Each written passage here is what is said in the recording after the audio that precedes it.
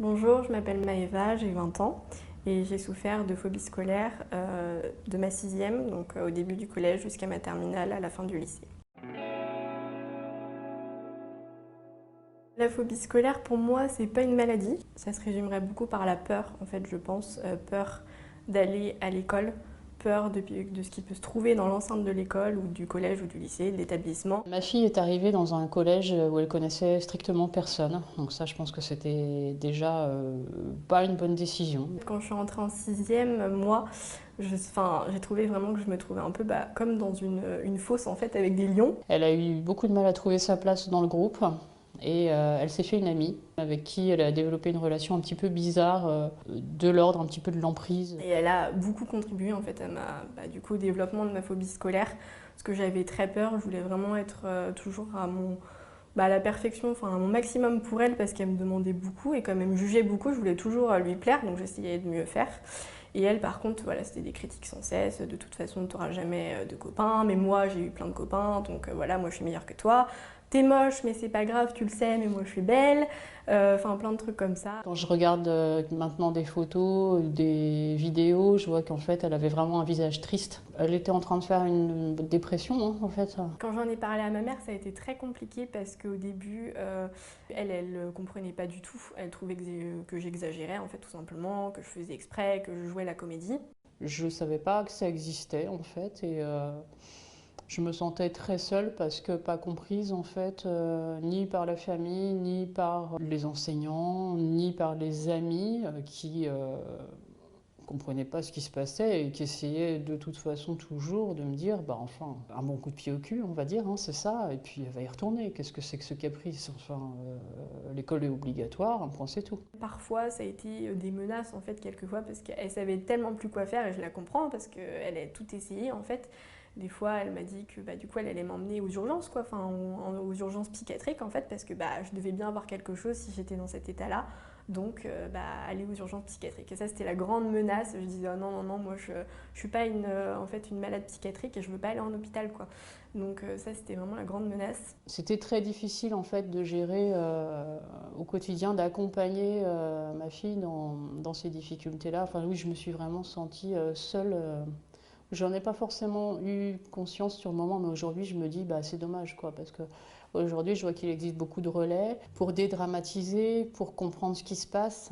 Et moi ça j'ai pas eu. Fin de ma troisième, en fait, en février, j'ai décroché. En fait, je voulais plus aller à l'école et ça a commencé par une semaine où ma mère m'a dit n'y va pas. On prend une semaine pour comprendre ce qui se passe, on va aller voir un psychologue et pour moi je me disais c'est bon, ça va être réglé dans quelques semaines. Et en fait ça a été bien plus long que ça, bien plus complexe et elle a jamais remis les pieds, enfin une fois on a tenté une journée, mais sinon elle a jamais remis les pieds dans un établissement scolaire. Donc j'ai fait des stages pendant toute la fin de mon année qui m'ont beaucoup plu d'ailleurs parce que j'ai découvert le monde du travail où je suis bien plus à l'aise. J'en ai fait 9 en tout. Donc ayant interrompu son année en février, moi je voulais qu'elle termine quand même et qu'elle passe son diplôme du brevet.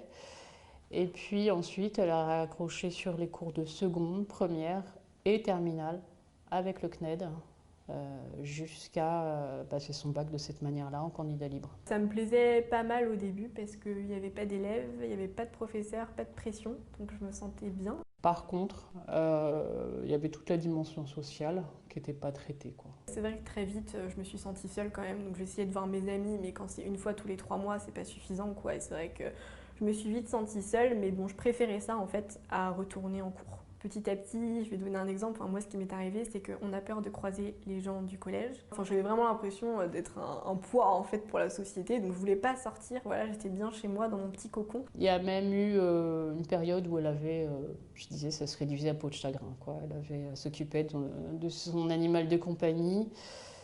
Elle vivait chez ses grands-parents et puis voilà, son réseau, sa vie sociale, ça s'arrêtait là. Et ça, c'était très douloureux de constater ça en tant que parent, oui. Et des fois où j'ai vraiment eu envie de mourir, ça je peux le dire quand même, je me disais que peut-être en fait en mettant fin à mes jours, ce serait mieux. Quand j'essayais de faire des appels à l'aide, c'était toujours on va dire un peu dans la retenue. J'ai pas un caractère colérique qui va tout casser comme ça, tout jeter par la fenêtre, etc. Donc j'ai pris tout mon temps.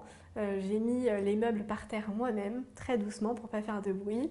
J'ai déchiré mes feuilles un à un, j'ai mis mon lit à l'envers, mais vraiment tout doucement, vraiment calmement.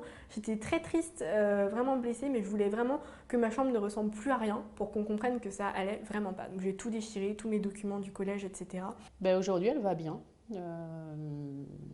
Elle va bien, donc c'est important de le dire parce que on l'a pas vaincue cette phobie puisqu'elle n'est jamais retournée dans le milieu scolaire. Et je pense pouvoir dire aujourd'hui qu'elle y retournera jamais. Il y a toujours quelques moments où forcément, parce qu'on garde des séquelles de tout ça, hein, je ne vais pas vous mentir en disant qu'on ne garde pas de séquelles.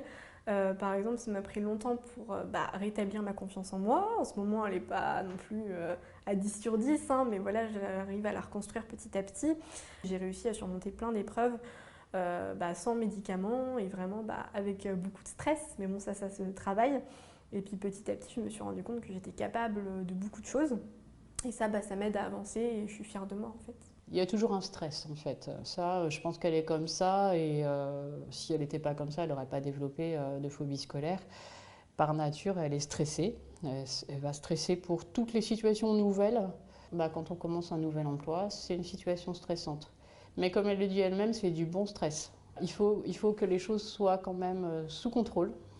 Si c'est possible, elle a beaucoup de mal avec les imprévus, mais jamais elle a développé de phobie complètement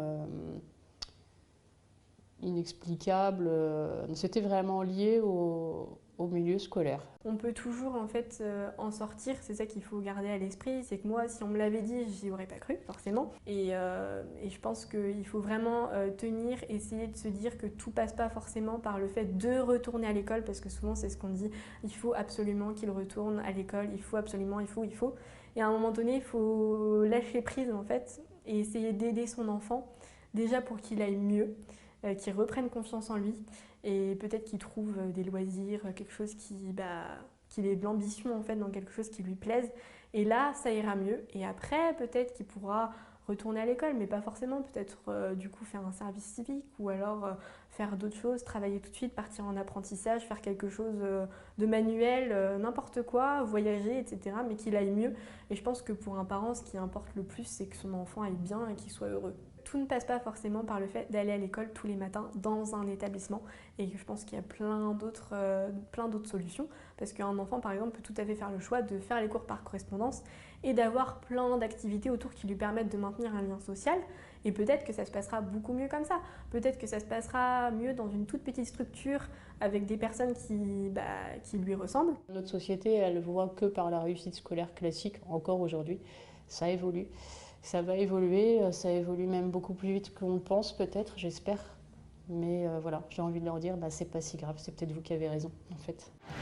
Retrouvez tout France Bleu sur francebleu.fr.